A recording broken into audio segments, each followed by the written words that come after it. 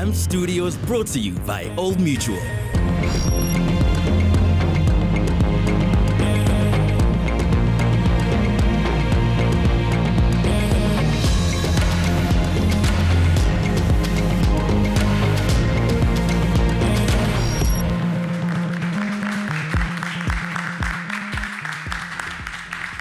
And Varimini, welcome to Amped Masterclass by Old Mutual. My name is Mac G, and we're coming at you live from Amp Studios in Newtown Junction Mall. Also joined by the legend, Kwesta himself. Sure. So the reason why we had to have you here, because I think it's very important to learn about financial health, financial responsibility, especially as we head into the festive season. I think whether you're an upcoming artist or a well-established artist like yourself, it's important to handle your money wisely. Yeah, definitely. I mean, we've gone through something we've never seen before, that is COVID and stuff, where a lot of incomes were cut, not reduced or anything, cut. So what started counting the most is what you've been doing with the money you've been getting before this, you know. And personally, that's how I've been surviving with whatever I've been putting on the side. So I'm happy I was a little bit, savvy with it. Tell us about your come up. How did you get into the industry? What are some of the things that you've learned? I came up the old way, man. I came up from recorder with like an earpiece microphone, like a call center type thing. And I could only record a minute of everything I was recording, so that's how I started off. But when your skill gets better and better, you meet people, different types of people, and I eventually got into a place where I could record properly. And I cut a demo, I cut a demo. I asked my moms for a choco, Bambi Cab. I am Paraping Entertainment, where Slicker and Sugar Smacks were. I got there, I tried to play them my demo, and before I even pressed play, they said, "No, we're not looking to sign anyone, right now. But ngashi, it demo, and I left. Obviously, at that time, I'm like, damn, I really wanted to. There goes the dream, right? But 2 days later, they made the mistake of listening to it. They made the big mistake of listening to it, and I got the call, and it's been a hell of a ride since.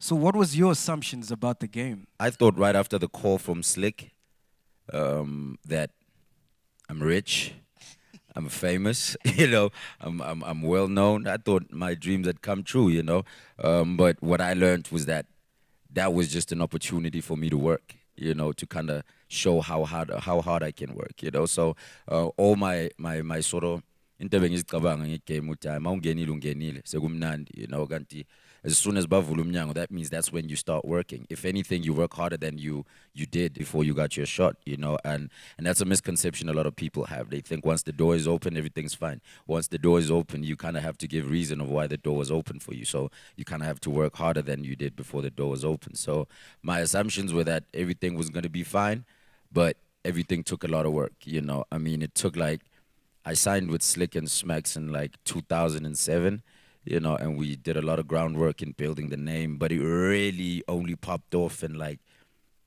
2012. Was really when and if you think about it, that's like a 5-year thing after being signed. You understand me? So I realized that it really is just an opportunity for you to work harder. And what's great about it though is that if you love it, it's never really work, But yeah, that's what I thought the game was. I thought it was all glitz, glamour, this, that, and the third, everything I saw on TV. And yeah, I was on TV, but that didn't mean I was bringing something home. I had to work for that, I had to work for the name to come up the ranks, to a position where we are now. So you sign, you're thinking you got the money's not coming. And when the money came, let me tell you, right after I signed, we did this hip hoop tour. It was like basketball and hip hop kind of thing where it was like a stage on a bus, and so immediately I'm going around the country, right? And I remember we went to all the provinces, right? And some twice. So I think we went to we did 15 shows, just in a month or two, and that was a great start. And the check for that was 12K. I got 12,000 for 2 months work. I was happy and I was doing what I wanted. And immediately when I got that, Landa Machita, and we all went to Durban. And in about a week, I had no money. and I couldn't come back. So I was stuck in Durban for quite a while. Manje, Slicker and Smacks have shows lined up and things like that. I'm not making those shows because I'm in Durban. You know what I mean? So, you know, but then, I mean, you come in and you learn. I thought it was an interesting time for me. I was like, because when I had that 12K, I'm rich. You know, I thought I was rich. I'd never had this money before. I mean, I'm 18 in Tuan. I've never made it for myself, any sort of money. And the first money is 12K. Of course, I'm going to Durban, you know, and blowing it in about 3 days. And then, you know, getting stuck with Lula buying cows, you know, but it's just, it is what it is. So when stuff like that happens, what keeps you going? Because like you said, I mean, between 2007 and 2012, that's a long time to keep doing something and it's not yielding results. What made you be resilient and keep on pushing? I think the fact that it didn't happen that quickly is what kept. There was always something to do, you know. There's always. So I'm like from 2007 till 2012. There's nothing. That means there's 2008. I gotta do better than 2007. 2009. I gotta do better than 2008. So there was always something to beat. And there was always something I hadn't done. And that's really what kept me going. And as you go, you kind of fall in love with the process, you know. So even after it popped off, it never really stopped because now I was just in love with the process of how things work, of how to build a brand. You learn that, and how to build a song, and how to, you know, sort of get to where you're going. And now I started falling in love with that process, and that's why I still do it, because even when I got to where I wanted to go in that time, and whenever you get somewhere, I always think there's like new dreams, you know. I mean, if I was to figure like New Town, as soon as we, you know, so funge senti, you know what I mean? So and then the most senti, funge Cape Town, you know, most, you know. So there's always something great about it, and that's what I love about the game. So that's what always kind of keeps me going. That there's things I haven't done, and I want to do them. So the unknown, I want to reach and feel what it's like to be here, and then feel what it's like to be there, and you know. So like the search for the unknown is really what I appreciate. And what would you say is better for an upcoming artist, to get like a manual, rule book of how it works? For example, you could be watching this masterclass now, and you've got kind of like a cheat code of how the industry works. Or would you rather advise someone to go through your journey where you have to learn on the go? I know a lot of people that will sit in this chair and say, this is how you do it, right? I want to call bullshit on that. You know, I don't think there's a this is how you do it kind of manual. I mean, yes, I mean, if you're going to say, yo, you have to go performing, you have to make songs, that's the obvious part, you know. That's not the how, that's what you do, you know what I mean? So I feel like our stories and our come-ups and maybe our destinies are different, which means no one man has gone through what you're gonna go through. Your destiny could be record your own stuff, put it on the net, and tomorrow you might be, you know, the biggest star we've ever seen. So I feel like it's all based on the type of things you want, and on the type of sort of results you want something to garner, and you sort of custom make the process as you go. You custom make it. You see. You kind of try and calculate, and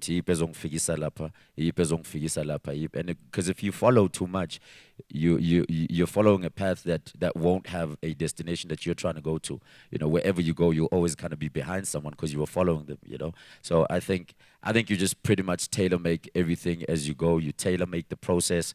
You tailor make the people you're working around, and how the environment of the people around you is. You know. Because everything is tailored from the music. If the music is speaking about you, everything around you should also be a representative of that. So, and I don't think that can be duplicated in any way. So I don't want to hear anybody say, this is the only way to do this. You know, yes, that worked for you. Great, kudos, you know. But I'm not from where you're from. I don't have ichoko, you know. I don't. So the stories will never be the same. So then what it requires from you will also never be the same. And you might be making a different type of music that never existed before. You know, you might create a new genre. And so who am I to say, here's how you sell this genre? Let me tell you what to do, because this is new and it's yours, you know. So you kind of have to tailor make it for everything. Do you think it was harder to get in the game during your time, or do you think it's harder now? I really think to get in the game now is much harder.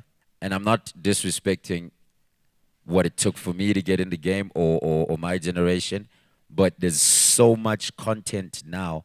Every other day there's a new joint. Every other day there's a new artist. Every other day, and then also at the same time, the following day that new artist is gone and unheard of again. That new artist is, so it becomes so hard. There's an influx of so much good stuff and an influx of so much shitty stuff that there's just a bunch of stuff. So to stand out and to be a guy people go, okay, but we're gonna follow him is much harder now. I mean, my problem was resource.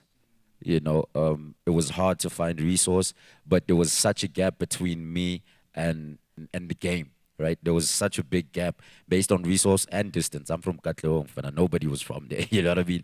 Like, I think probably the first celebrity I saw was Slick when I was asking for a deal.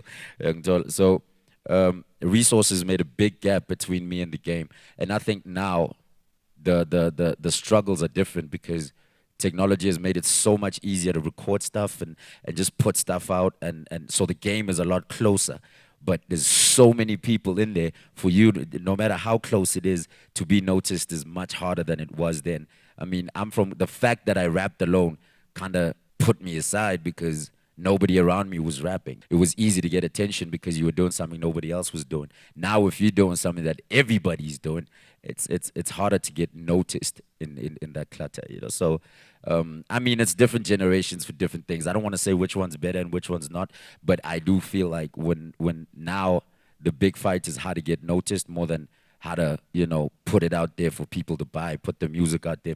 That's easy, It's the getting noticed that's tough. As an OG, when you look at the game now, what do you think some of the mistakes that these up-and-coming artists are doing? Identity. A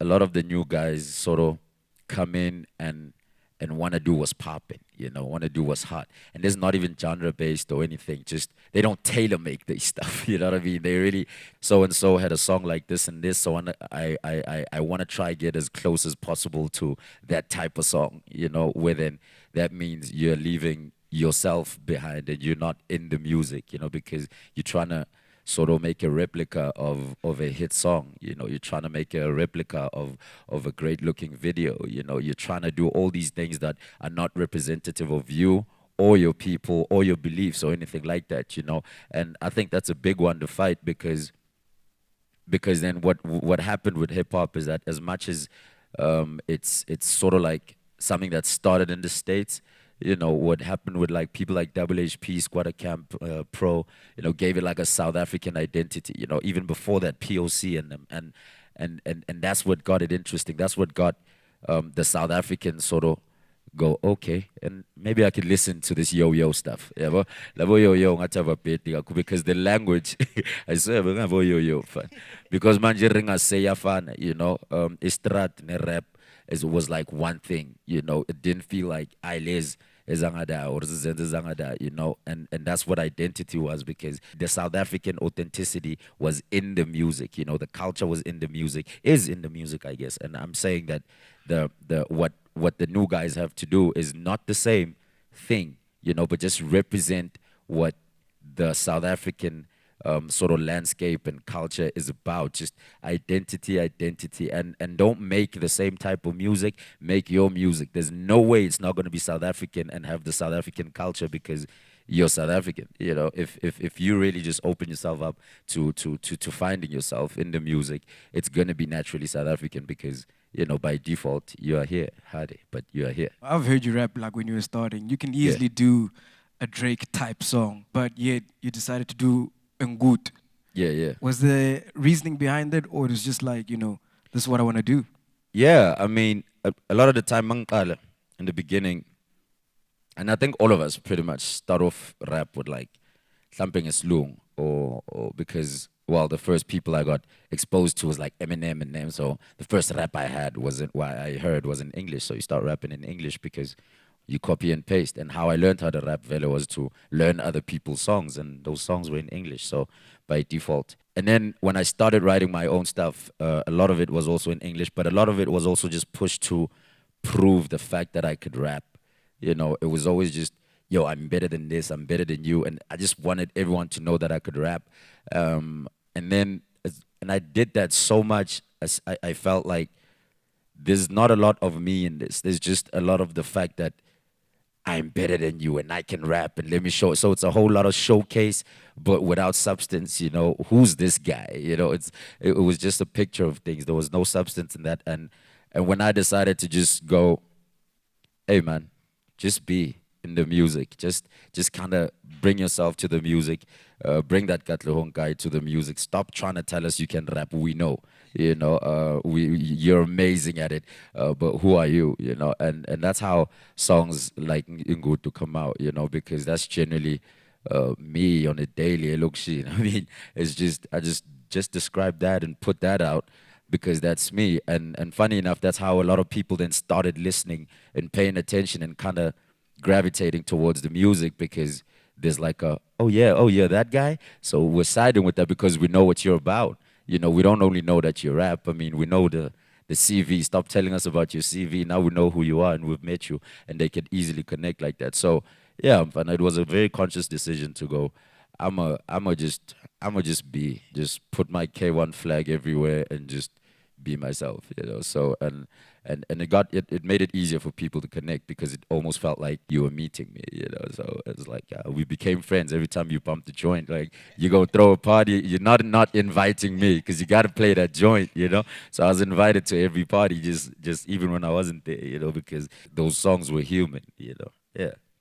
All right, so now we've got the music on lockdown. Let's talk about music videos. Yeah. I know you're very passionate about that. Yeah. How important is it to have a music video in this current climate? The visual aspect of this message that that music has is it's almost like an extension, not even almost. It's an extension of what's here and what is meant in the music. So the connection between the song and the music video is of utmost importance, according to me, because if I can also see it, you know, there's something about seeing something.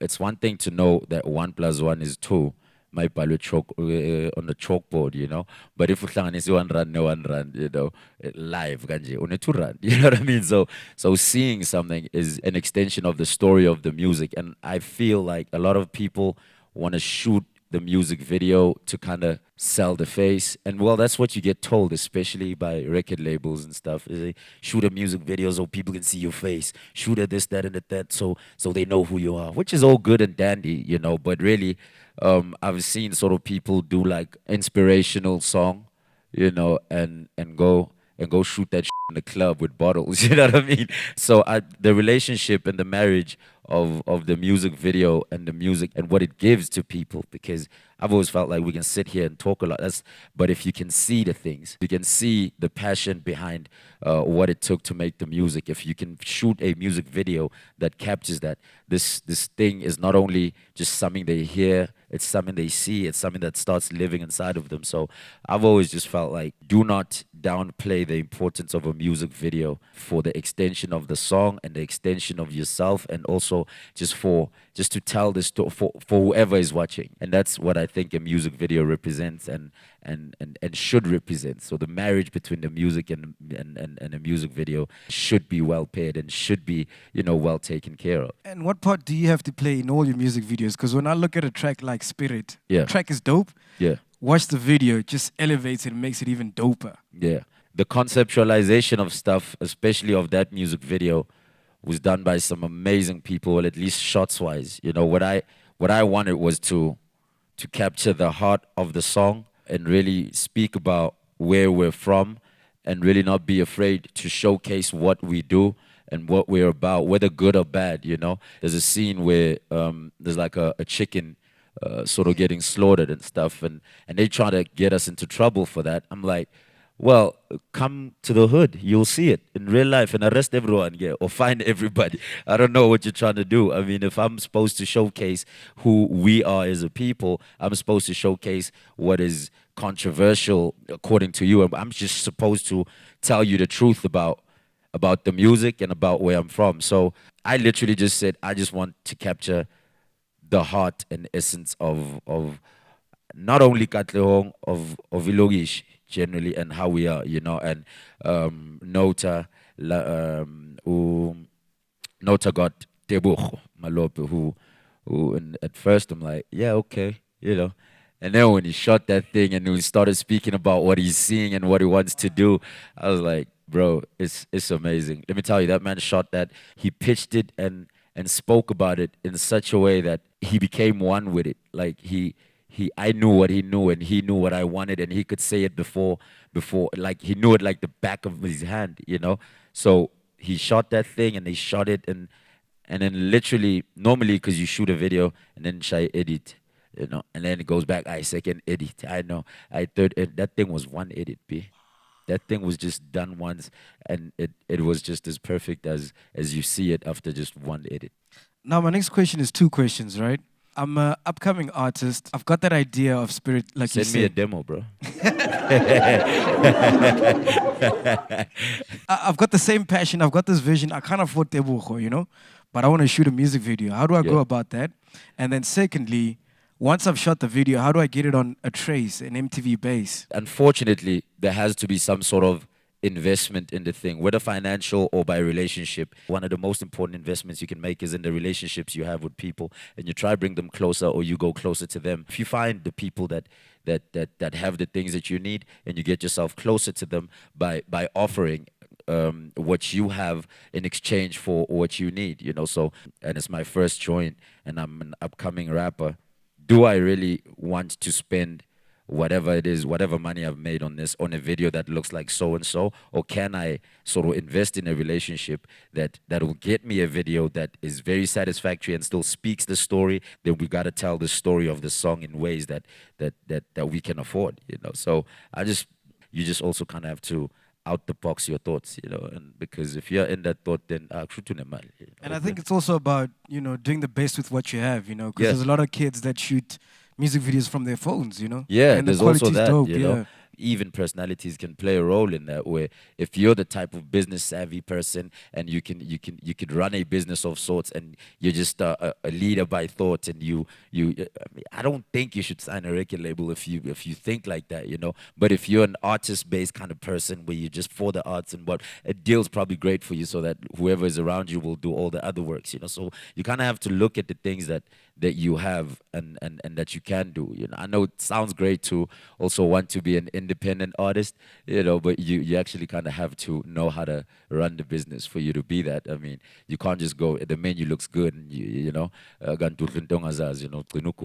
you kind of have to know what you can and can't do, which means you study yourself, you know yourself to a point of knowing all your limitations and all your potential, you know, and then that's how you work, that's how you know what you have so you can work with it, you know. All right, so the track is clean, video is clean. Can we talk about now performance? What is the craft behind an actual performance? Is it just as simple as rehearsing and then you go on stage? Not even. I mean, the audience is a big player in a performance because this is now your interpretation of these songs that you've made. You can break a song apart and share it in so many different ways when you're performing live. Yes, there's the expression of the artist who gets lost in the music and just gets taken away by the spirit of performing. But I think a lot of that comes from having catered for an audience. What I do generally with my performances is like we'll get to a place and kind of suss it out if it's a booking, especially. I'd get there, big crowd, you know, go, oh, okay.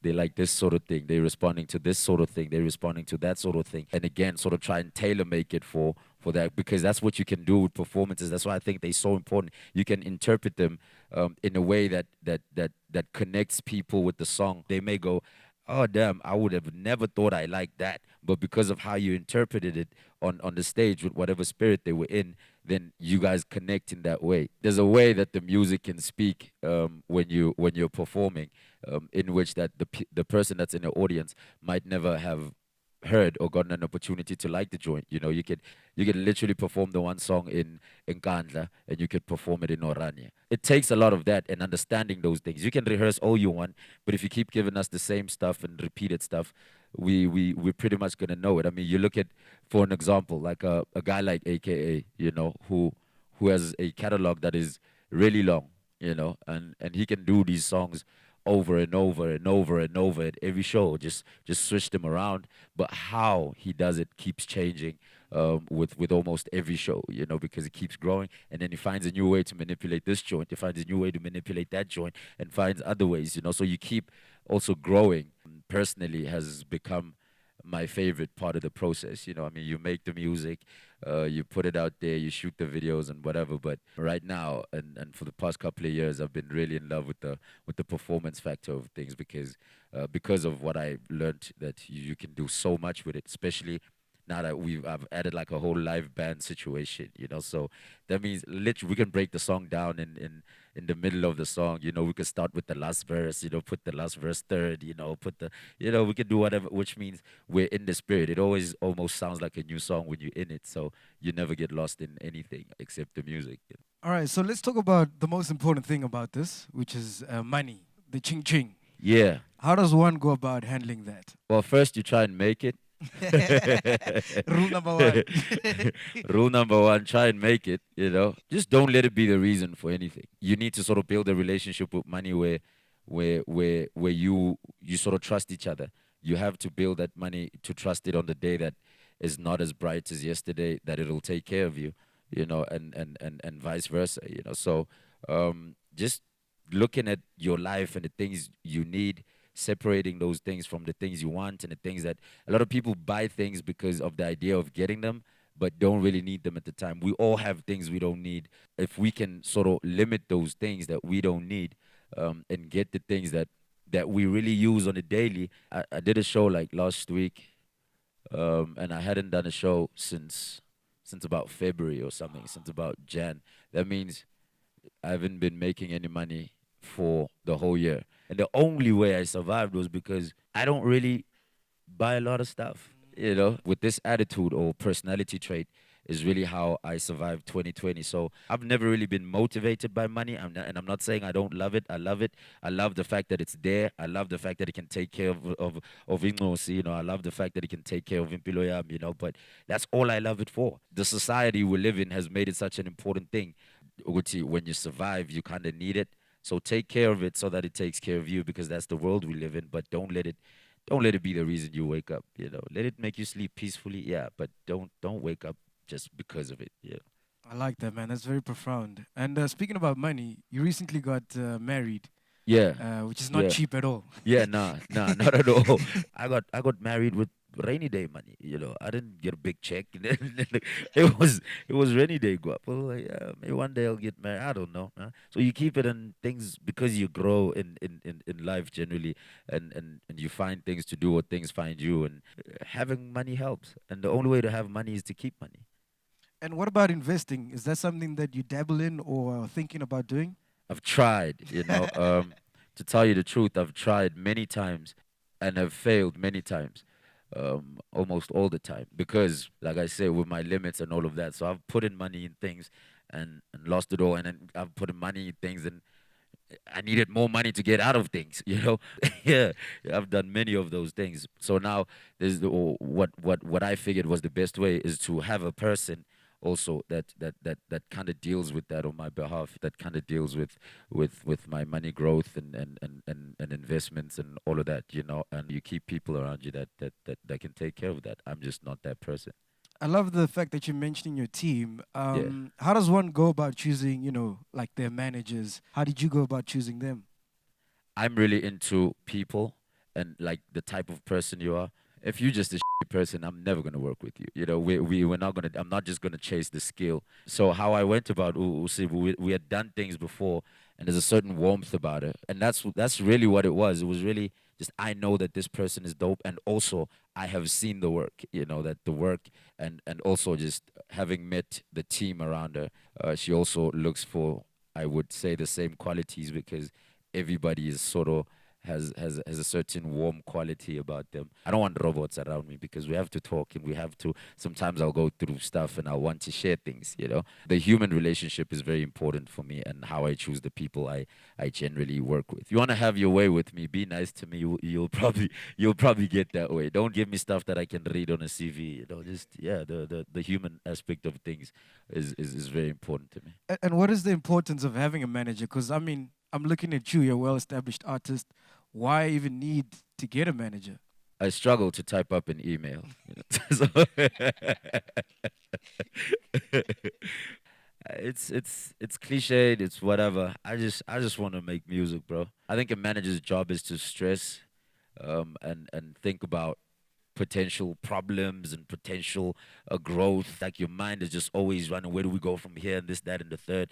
And I don't want to do that. I don't want to do that. I want to entrust that to someone that I can learn to trust, maybe in time or immediately. But that's an important thing to know as an artist generally, or as a manager, or as a human. Just understanding, having an honest conversation with yourself, and just saying what can you do and what can't you do. And I always say this when people ask me, what can you say to the upcoming rap? I'm like, hey, Baba, speak to yourself. Make sure you're good at it. Because if you're not good at it, you're gonna be 50 doing the same thing. I've had many of these honest conversations with myself, and I know that I don't have it in me to as much as I'm an established artist, this, that, and the third. I don't want to walk into anybody's office and say, I'm Kwesta, and here's what I can offer you, and here's the analytics of this, and here's the what and of the what. I just want to get there and play the joint, and you know what I mean? That's it, bro. Now, obviously, everybody's journey is different. Yeah. And we all need to make mistakes to grow as people. What's some of the biggest mistakes that you've incurred in your career? Not paying attention.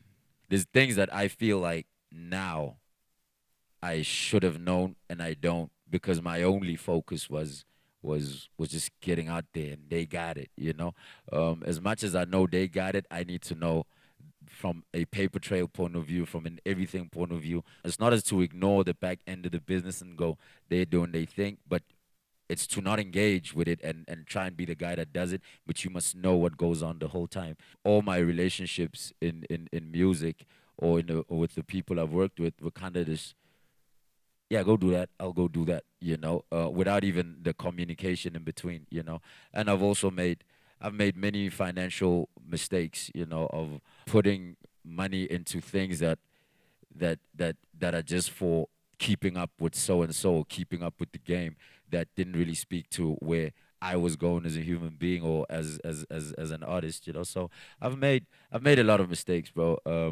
And these are the things that make me okay with knowing my limitations and knowing what I can or can't do, and also defining a limitation and just laziness, I've always thought it was not caring about and not looking at the bank statements or the what's and the invoice was, not looking at those things, it's just lazy. It's not really just you wanting to just be in studio, it's being lazy. So because all you have to do is know, and that's about it. So that so that when you question anything or questions arise, all of you have the same answer, because all of you know what the hell's going on like the back of your hand. So the biggest mistake I made was to not make sure that I know everything. Wow, man. Yeah. Couldn't have said it better myself. It's time for a quick ad break. When you come back, we're going to be taking some questions from the audience. We'll be back after these. AMP Studios brought to you by Old Mutual. Making a nyugu these days, go rough. Just ask that guy. So that's why you need Old Mutual rewards. They're lifing. See, these guys actually reward you for being clever and nyuki. Anybody can join, and it's free. It's my son's birthday tomorrow, so let's earn some points. Now turn my points into cash, and they send a voucher. Then just shop, show, and scan. The time is now. Sign up for free to Old Mutual Rewards today.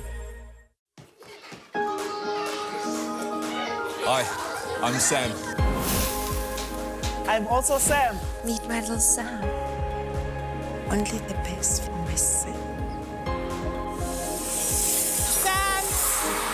I'm Sam! This is Sam, live.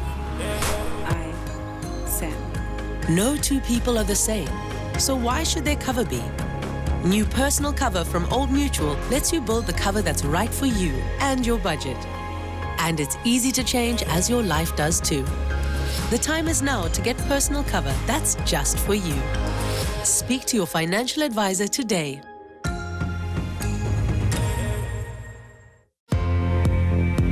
AMP Studios brought to you by Old Mutual. All right, welcome back to another Amped Masterclass by Old Mutual, and we're going to be taking some questions from the audience to the legendary Kwesta. Are you ready? Yeah, I'm good. All right, here we go. Hola. Later. How are you? Sure. How do I transition from faking it to making it? Not really faking, ne? Because I feel like my brand is built. Okay. You know, my quality is good. My voice is good.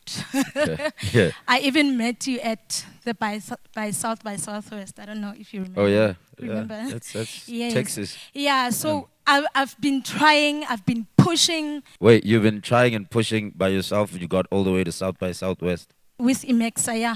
I've been doing it independently. Okay. Yeah, so I'm tired of being independent and not making it, you know. I'm frustrated. I really, and I need a breakthrough. First of all, I don't want to say don't be hard on yourself. It's needed. You kind of have to be a little bit, but you've done so much already. Just generally doing that all by yourself is not an easy thing. There's a lot of big artists who haven't left the country about anything. So you've done great in that regard. What I think you kind of have to see is that as much as that is great, I think first you have to connect with the people around you or closer to you with regards to building your brand and the music that you make. Do people around you kind of say that also? Do you think where you play the music, it invokes like a positive sort of response from people, or is it really just you feeling confident about your stuff? You know, I think you have to figure that out and kind of have an honest conversation about that.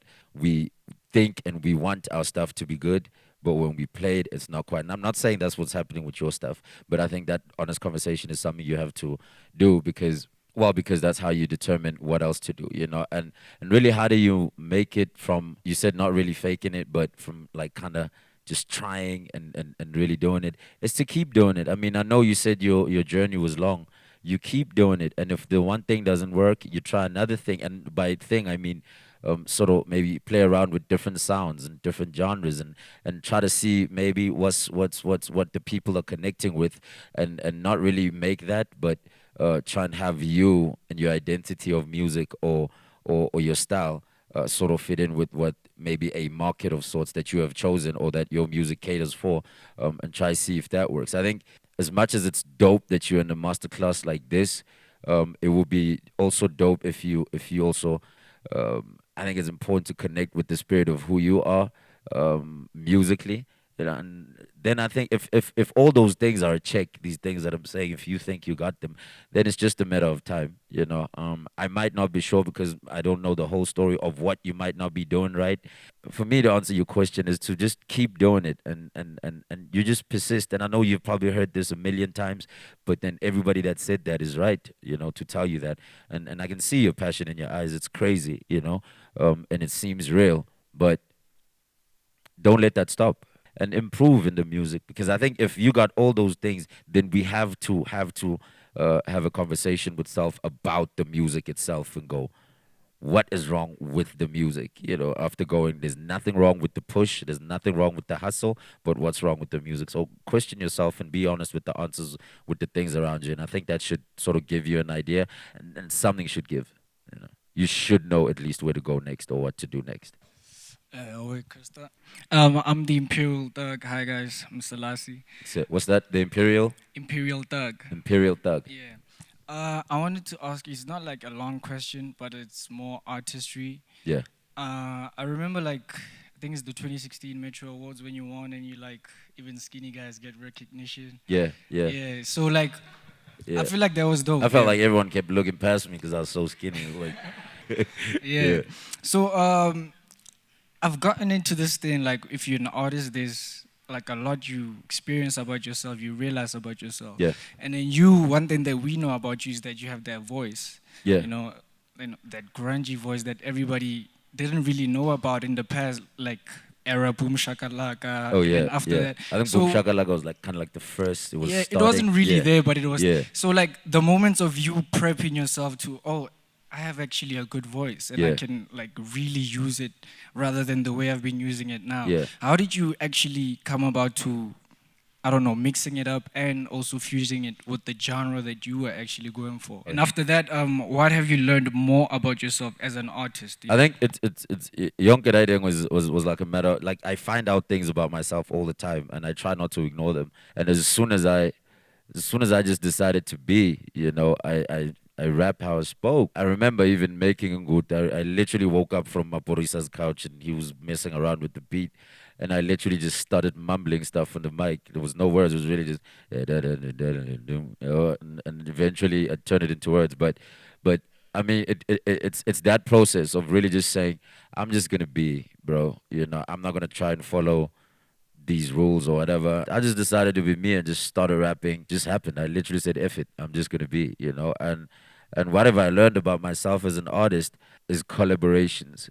In a collaboration, I ask more of myself, and I ask myself to do more, and I demand more of myself, and I think that's dope, because that means I also take a lot from a lot of artists that I collab with, which then in turn means I also kind of grow. So that's one thing I've learned. Shapfere, Excellent. Kamalamu Yonge, how do you position yourself in the digital world? Since we know that everything is going digital, and how do you keep your social relevance and that are in line with what you believe is the best things for the brand? To answer your first one, how do I position myself in the digital world? That's why I have a team, bro. Well, that's why you try and gather a team. I mean, I've been trying to understand so much of social media, and from a point of view of where would my space be? Where would I fit in? Because I struggle with a tweet. What I do is kind of pick and choose the stuff I want out there, really. And as much as I engage with the people that follow me, that's just on conversation level. That's just us connecting and talking. I try not to put on a Kwesta jacket or a Kwesta hat. So I don't have like an alter ego. If I'm socially relevant, then there goes the music also, I guess, because it's really one person. I don't put it on and take it off. My question is, were your parents or the people that raised you supportive of your career and the music thing? And how did you know that rap was the thing for you? Well, my parents cool. No, B. Not at all. I mean, and maybe it wasn't all their fault, because they didn't have a lot of reference to go, oh, this is how it looks like when it works. That was close enough, at least, for them to be comfortable with me doing it, So naturally they're like, yeah, born log, and I kind of had to do drastic things like run away from home and this, that, and the third, And I think what ended up convincing them is just how they saw how relentless I was, and how driven, and they kind of just flipped their approach and just went, let's see what happens when they support. And as soon as they did that, everything just started sort of coming together. But it was a hard fight to convince the parents that this is something I'm seeing, because it's something they've never seen before, and it's something they can't reference close enough for them to be comfortable. So I don't blame them. I don't have anything against them. I understand, mommy, especially now because I'm a parent. I'm like, oh, I get it. I'm inspired by different people at different times. I don't unfortunately have one person that I go, everything you do, I just wish I could do, except just maybe I pray for the strength that my mom has, Oled Lam is just someone else with the strength game, but generally I get inspired by people and places and things, like the environments, like where I go and the type of lifestyles people have and the type of conversations I have with people are really things that are inspiring. And anybody that sort of has a story of having changed a situation from one of a change for the better in their well-being is an inspiring story. And there's so many of those. There's not one thing that inspires me, except the story of overcoming is the thing that inspires me. And just going to places, as far as creatively, going to places and having conversations is really what makes the music for me. My question is, basically, what I've taken out of this conversation today is the importance of collaboration. A lot. You spoke about it, whether it's a relationship with, a student from after that you wait for outside, or the type of people that you associate yourself with. So in terms of you and your collaborations that you've done, how do you interpret your vision of the song to them so that they give you the same content and same energy that you want in that song, especially being a person who also raps in vernac as well? How we worked that was obviously technology, I didn't really go back and forth and fly into and out of the States, So I kind of showed them and it sent them things and videos and from interviews to music videos that I'd shot and things like that to kind of explain what I represent generally. you know. So there's an understanding of that, and you also kind of have a back and forth or talking about what the songs are about. You try and bring yourself as much as possible to kind of explain it visually. You know, this is where also the visual thing becomes important because it tells the story so they can understand that this is what is being represented. And as far as where the song is going, and you get it right here, you get it wrong there. It's like I've worked with also just a bunch of other artists from the rest of Africa, and you try and make it as clear as possible, and you're trying to still keep the song as good as possible, you know.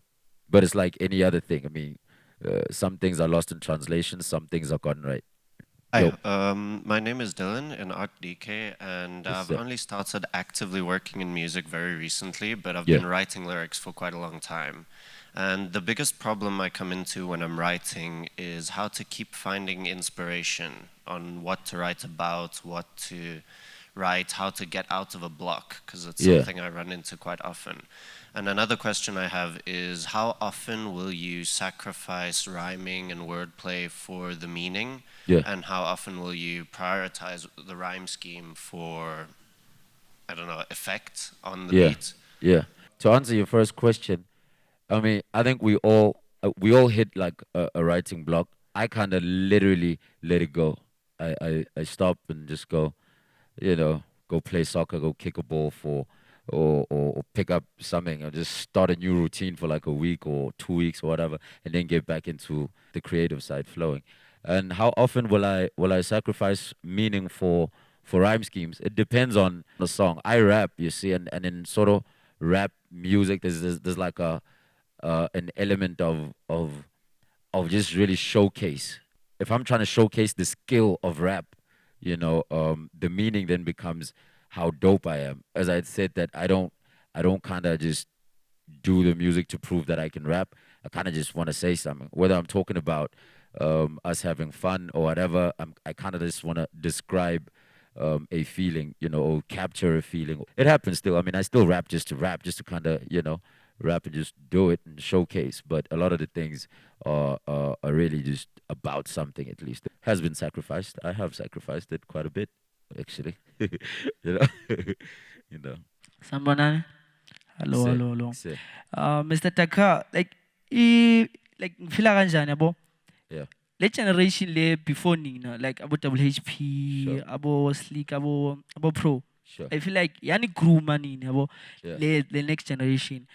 So my question is to you guys, as the older kids, are you also like grooming the younger kids, or is there a change of times? It's more like do it on yourself and I'll do it on my own.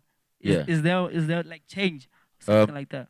I hear you, and I see that a lot. And what you're saying is very right. I've seen it quite a lot. And I do it. I can't speak for everybody else, but well, maybe I slightly can. I mean, if you think about maybe a Casper, you know, and the work they've done with maybe a Nadia Nakai, you know, or they've put on people and kind of had them around until they can build their own thing and do their own things, you know. But not a lot of us do that. I mean, I've worked with like Umakwa, you know, TLT, you know what I'm saying? Well, X and I are the same, you know, but you know, you try and take on what works with regards to energy and what you feel you can offer to a person. So I personally do that a lot, especially through collaborations.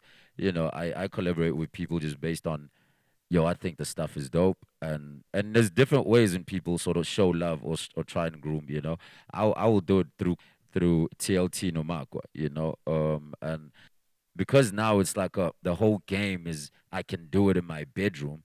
You know, I think a lot of the guys that are now OGs are sort of feel like, oh, okay, then do it.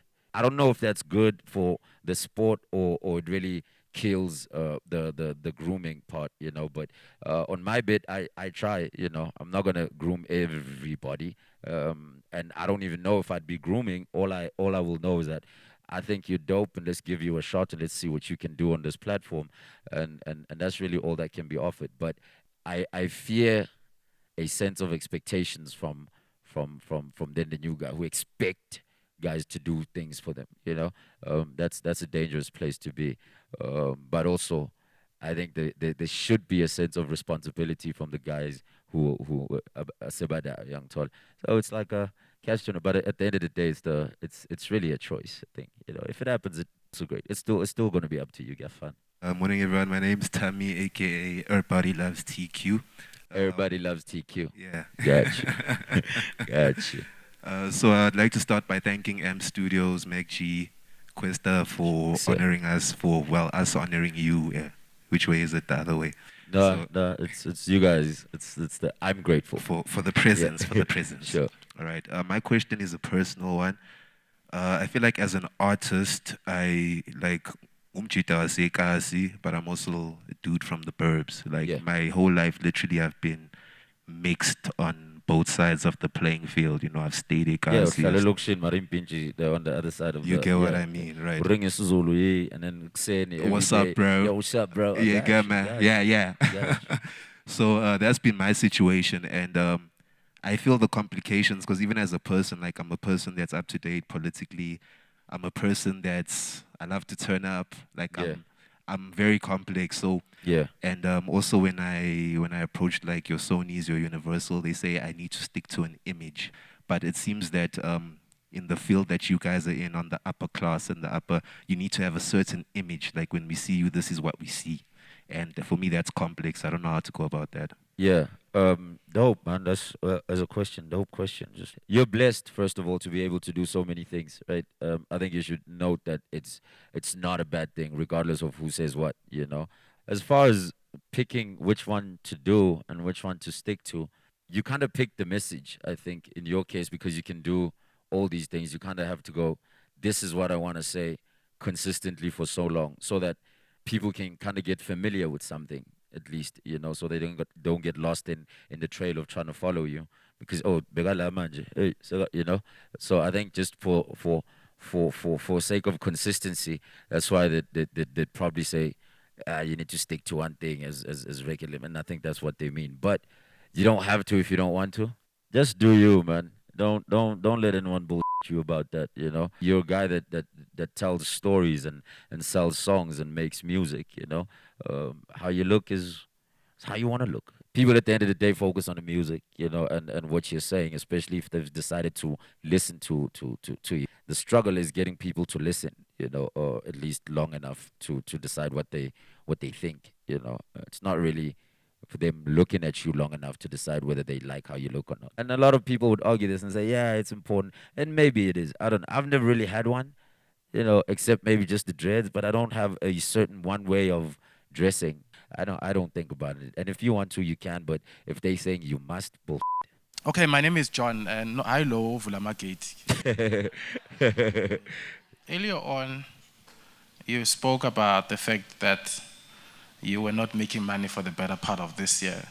And I think we all know what happened without repeating that dreadful word. This year certainly has been the worst year for many artists. In fact, not only artists, yeah. If I were to use a local lingo, it's heard about Tukadi hairline or Kadi washi. Oh, yeah. Now, what I want to understand from you is that having seen what actually happened this year, is there anything that you're going to do differently? I was fortunate enough to kind of be well prepared, at least to be able to still be alive and be able by Sinkonanan, But it's difficult to kind of have a foolproof plan of what you're going to do if this ever happens again, seeing as it's something that I find it's not like you can go. But now I think what I took away, at least as a lesson, is that we now know that everything can go to shit, right? We at least know that and have seen it firsthand. So from relationships with money and really our relationships with the market and with the fans, I think and how you plug in and where you plug in as far as virtual shows go, as far as curating sort of, I don't know, other technological advancements to kind of connect with people and finding those. Everybody has to change their outlook on everything, on their relationships with people, money, and their lifestyles. Figure out creative ways of how to connect with the people and also, very importantly, make an income, The job is to be aware and act upon, So I'm going to do it. I'm going to try it. I'm going to make a lot of mistakes. I'm going to get a lot of things wrong. But the awareness and the action upon knowing that we're in the pits is definitely something I have. And Hello, everyone. Yeah, my name is Miona. what do you do in a situation where there's somebody big that you want to work with, but this person is a rival, your mentor or your manager or your friend or your acquaintance or whatsoever? What do you do in a situation where you want to work with this person, but you don't want to be in a situation where you have to choose between my emotions or my feelings of... So what do I do if I'm Nadia Nakai and I want to work with AKA? Yeah, but AKA and Nadia... And Casper don't get along. They don't get along. You are Nadia Nakai. Exactly. Yes. Yeah. Okay. What do I do in that situation? I guess the respectful thing to kind of let it be known that you want to work with this artist, and if there's resistance, go work with the artist, because I think a dangerous thing would be to not let you do what I'm saying I'm grooming you to do. You know, if I'm saying I don't like Mac G, don't go on his show, then I'm limiting you as far as reach and as far as your story being told because of my relationship with Mac G. No, man, just do it. If you think it's what you want to do, man, just do it. Just go make the song, bro. But they'll deal with each other. Just go make the song, you know. Okay, just want to let everybody know I'm Tunes RSA. Oh, Tunes. Where do you want to see South Africa in the next 20 years, like South African music and the style probably, and like just the culture? I don't know what's going to happen in 20 years. I don't know if I'll be playing a role in the music industry in 20 years, but I would like it to be full of people who are about what South Africa will be about in 20 years, you know, who will tell that story. If our story is that of success, where maybe there's honest politicians, I don't know. But really, I just wanted to represent itself, and I wanted to have sold itself to a world, to the rest of the world as a force that is itself, you know. I wanted to affect the rest of the world and not be really sort of influenced a lot by the world. I don't want us to copy anymore, you know. I want people to kind of make cheap versions of our shit, and then we say, yeah, that's a cheap version, you know. Yeah. Hello everyone, my name is Mega Ambition. What are your strategies that you use to keep your brand going to stay relevant in the game?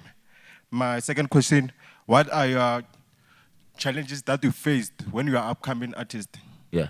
I don't know, man. I'm just myself, and I think people kind of appreciate that. A lot of people connect with that, and it's also, I think I've found some way to kind of also put this person that I am in the music, you know?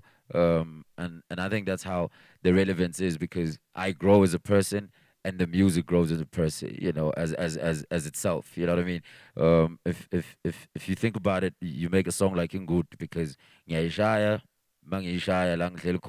you know, and then you make a song like Ketile, you know. So it's like a real life thing. As I grow, people kind of grow with me and stuff, and I think that's what they connect with. I don't know. I hope so. Your other question was the challenges faced. First of all, it was resource.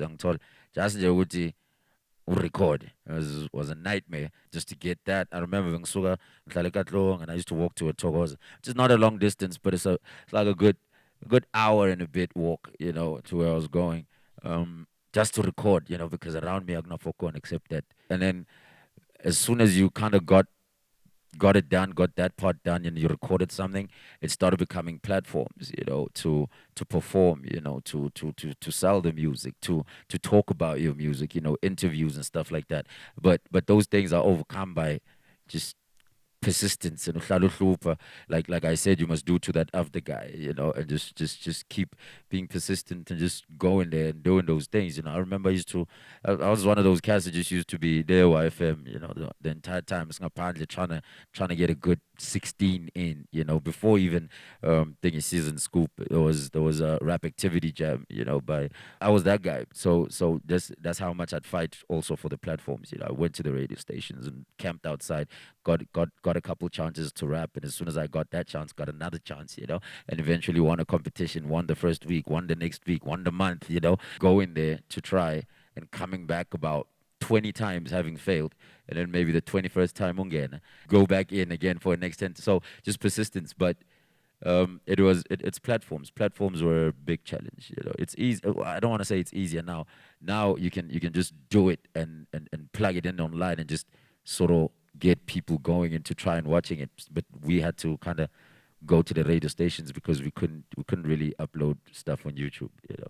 And even if we could, technologically, we just didn't know how to. Awesome. Guys, thank you so much for the questions. Hopefully you learned a lot, and hopefully next time you'll be sitting on this very same couch. If you leave here with anything, just leave here with, get everything, I'm going to do what I'm doing, you know, and just persistence, love, and all those things. And good luck with all that, man.